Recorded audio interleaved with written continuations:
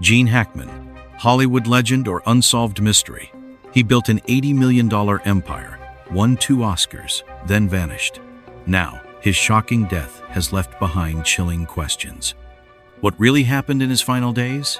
Check out 8 interesting facts about Gene Hackman, the last of which will surprise you. Shocking double tragedy. The mysterious deaths of Gene Hackman and wife Betsy Arakawa.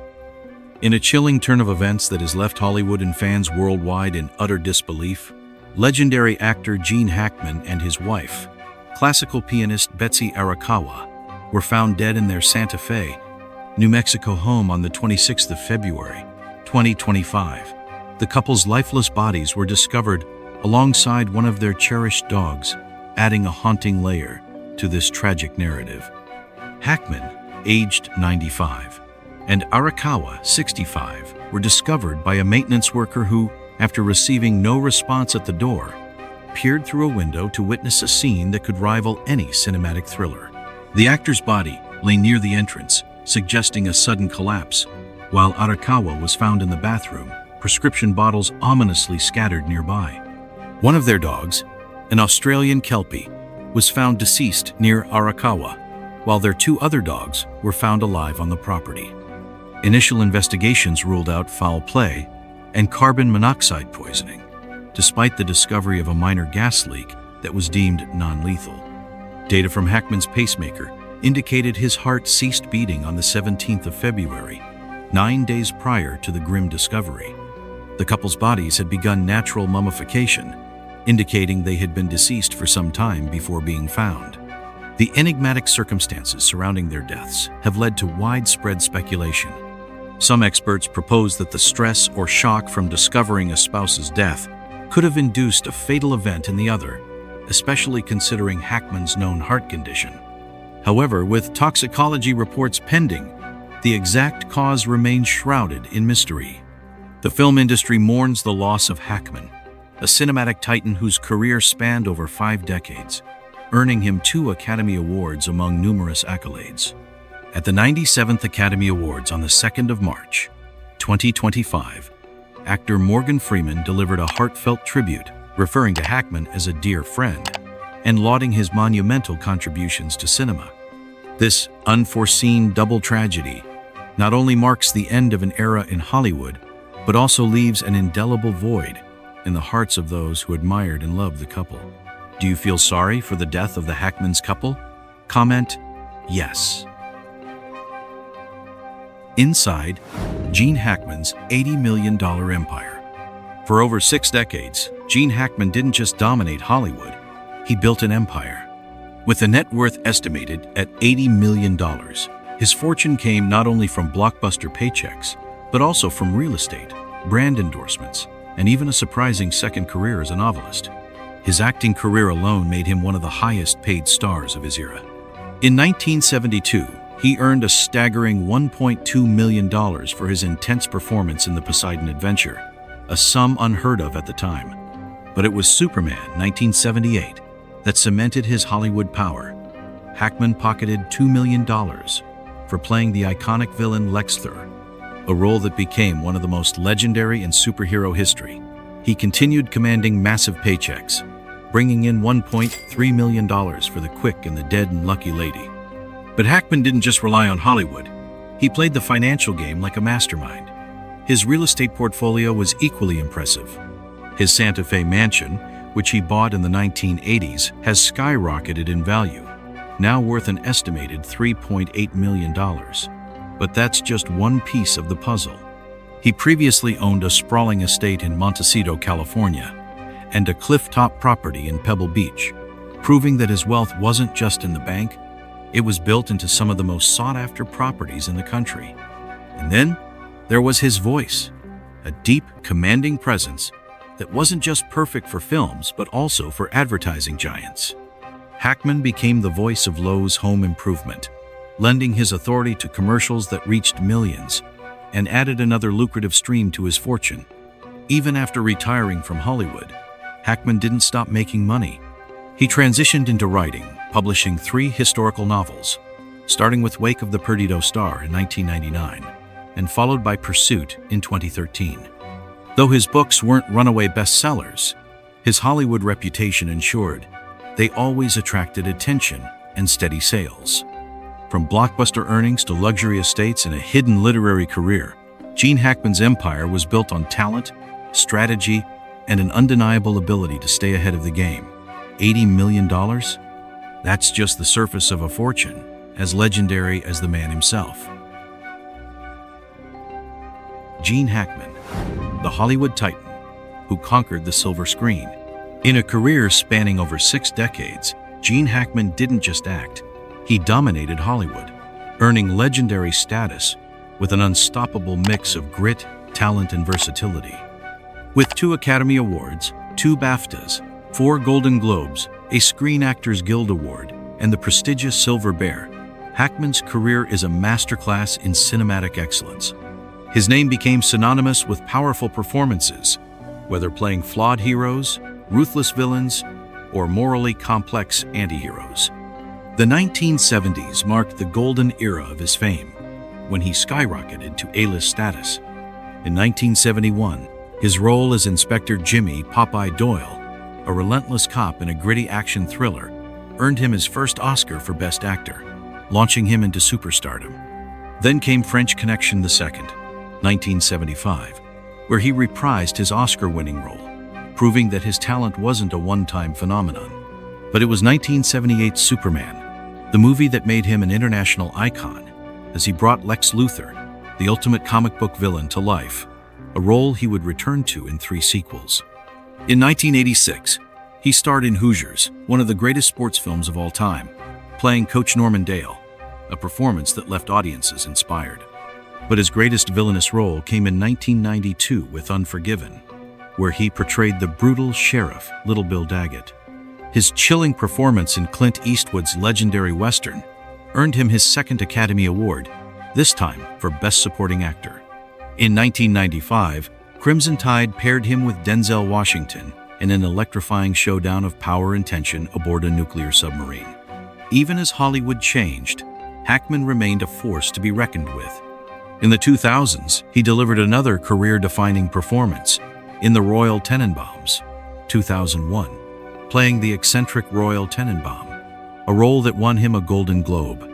Then, in 2004, he made his final on-screen appearance in Welcome to Mooseport, before shocking Hollywood by announcing his retirement from acting. But Hackman's story didn't end there. Leaving behind the bright lights of Hollywood, he turned his focus to writing, penning several historical novels that further showcased his unparalleled storytelling ability. Though he stepped away from the screen, his legacy remains untouchable, a cinematic icon whose impact will be felt for generations. Gene Hackman didn't just star in movies, he defined an era. Comment Hackman if you like him. Inside Gene Hackman's ultra-luxurious mansion, for years, his 12-acre estate in Santa Fe, New Mexico, was more than just a home. It was his fortress, his masterpiece, and the place where he truly lived life on his own terms. The property underwent a complete transformation, reflecting Hackman's bold vision and refined taste. He personally oversaw the redesign, tearing down walls to create grand open spaces. What was once a cluster of small rooms became the centerpiece of the home, a vast, sun-drenched living area supported by towering tree trunk columns, furnished with plush, irresistibly comfortable sofas, and equipped with an ultra-modern stereo system that filled the house with the music Hackman loved. The architectural style?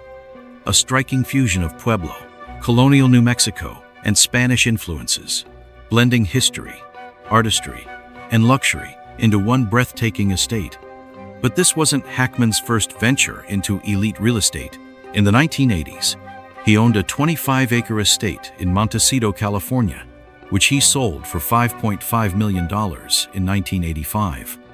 Decades later, in 2015, another owner flipped the same property for an astonishing $25 million. And the numbers only got bigger. Hackman also previously owned a clifftop mansion in Pebble Beach, California, which he sold in 1993. In 2012, that very home hit the market for a jaw-dropping $79 million, proving that everything Hackman touched only increased in value. From New Mexico's rugged beauty to California's ultra-exclusive coastline, Hackman's real estate empire reflected his larger-than-life presence, timeless, powerful, and always ahead of the curve. Even in retirement, he lived like a king, surrounded by the kind of luxury that only Hollywood's true legends can afford.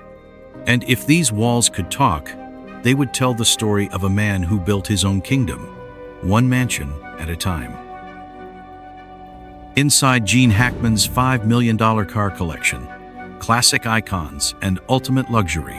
When Gene Hackman wasn't relaxing in his sprawling Santa Fe estate, he was behind the wheel of some of the most iconic, high-performance cars ever built. His garage wasn't just a collection. It was a carefully curated fleet of automotive excellence, worth over $5 million, blending raw American muscle, European sophistication, and untouchable luxury. At the heart of his collection sat the 1967 Shelby Mustang GT 500, valued at over $350,000, a muscle car icon with a thunderous V8 engine and a street-dominating presence. But Hackman didn't just admire American muscle, he lived it. His 1957 Chevrolet Corvette, a $350,000 beauty, embodied the golden era of speed and style, a car designed for those who craved both power and prestige. Yet, Hackman's taste for elite engineering stretched far beyond Detroit's finest.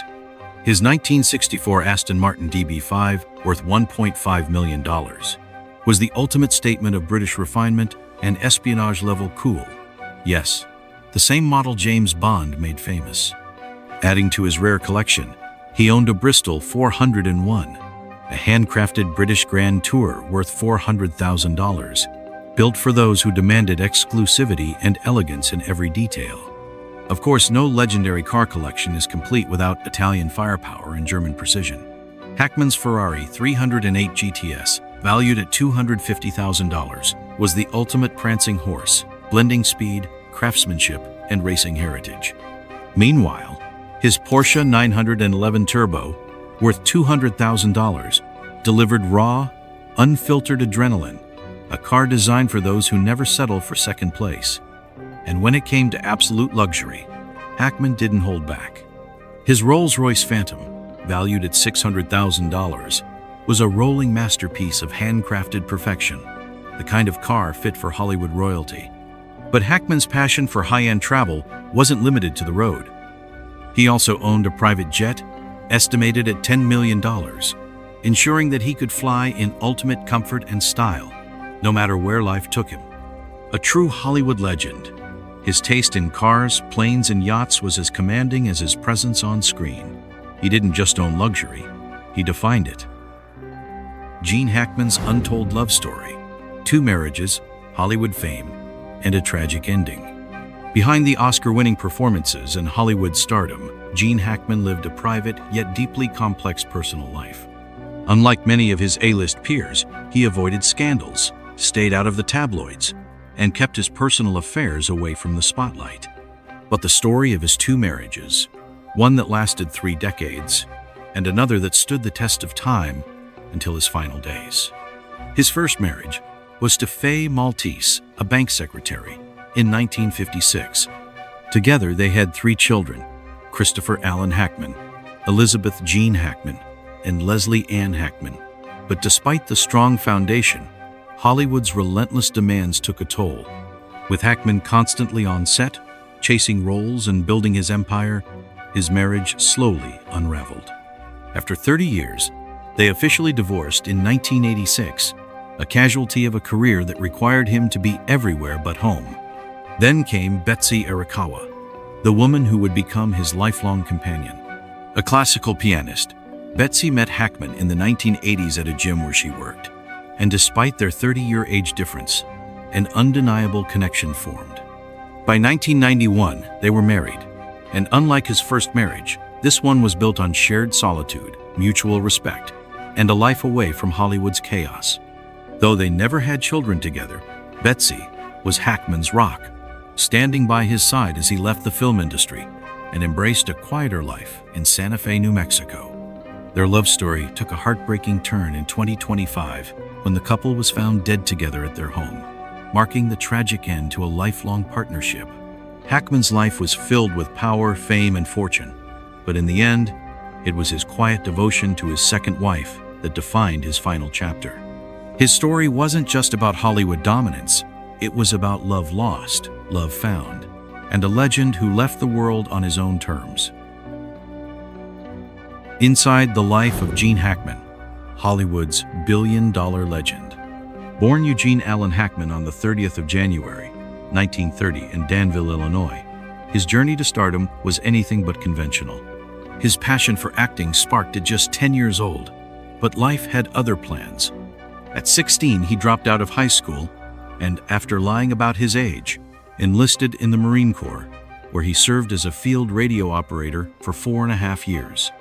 Discharged in 1951, he moved to New York, briefly enrolled at the University of Illinois to study television production and journalism, and then found himself in Los Angeles, where he took his first acting classes at the Pasadena Playhouse in 1956. It was here that fate intervened. He formed a close friendship with Dustin Hoffman, his classmate and future Hollywood icon. In 1957, he made the move back to New York City, and just a year later, landed his first role in the off-Broadway production of Chaparral. By 1961, his face was on both the big screen and television, making his film debut in Mad Dog Cole and appearing in an episode of Tallahassee 7000. Then came the breakthrough that changed everything. In 1964, director Robert Rossen cast him in Lilith, and from that moment on, Hollywood couldn't ignore him.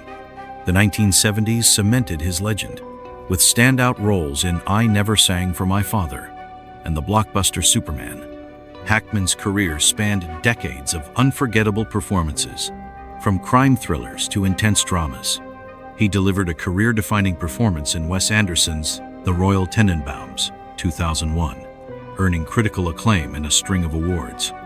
But in 2004, after filming Welcome to Mooseport, he made a decision that stunned Hollywood. He retired from acting, walking away at the peak of his craft. But Hackman wasn't finished leaving his mark. He turned to writing, publishing best-selling novels. Though he largely stayed out of the spotlight, he briefly returned to the public eye to narrate 2 powerful Marine Corps documentaries, The Unknown Flag Raiser of Iwo Jima and We, the Marines. From a high school dropout to a Hollywood legend, from a Marine Corps soldier to a multi-millionaire icon, Gene Hackman's life is a testament to resilience, talent, and the art of reinvention. He may have left the silver screen, but his legacy, it's forever. Inside Gene Hackman's private world, passions, politics, and the one role he loved most. Beyond the Hollywood glitz, Gene Hackman was a man with a love for the simple joys of life. Though he built a career playing tough, complex characters, in reality, he found solace in art, nature, and the quiet companionship of animals. A devoted animal lover, Hackman cherished his pets, often choosing their company over the chaos of Hollywood. His appreciation for beauty and creativity extended to his private art collection, which included paintings, sculptures, and rare works of art. He was also an avid traveler, constantly seeking new cultures, unexplored landscapes, and experiences beyond the silver screen. And while he had the wealth to indulge in luxury getaways, his favorite pastime was far more grounded: fishing. Whether in quiet lakes or remote rivers, Hackman found peace in the thrill of the catch, preferring the outdoors over the artificial glamour of Hollywood parties. When it came to politics, Hackman was never afraid to speak his mind. A supporter of the Democratic Party, he even took pride in being listed on Richard Nixon's infamous enemies list. Yet, in a surprising twist, he spoke fondly of Republican President Ronald Reagan, proving that he was far more nuanced than labels would suggest. Despite his retreat from Hollywood in later years, he never lost his love for sports. A devoted Jacksonville Jaguars fan, Hackman was often spotted at games as a guest of former head coach Jack Del Rio, cheering from the sidelines with the same intensity he brought to his films. But perhaps the most intriguing revelation? Of all his iconic roles, from The French Connection to Unforgiven, Hackman once admitted that his favorite performance was in Scarecrow, a gritty 1973 road movie co-starring Al Pacino. It wasn't the biggest blockbuster, but to Hackman, it was the role that mattered most. A man of contrasts, depth, and mystery, Gene Hackman was never just a Hollywood legend. He was a force of nature, both on and off the screen. And even in retirement, he remained an enigma, living life on his own terms until the very end. What do you find most impressive about Gene Hackman? Let me know what you think in the comments below. I'd love to hear from you. Like this video, subscribe so you never miss a new story about the world's most fascinating people. Thanks for watching.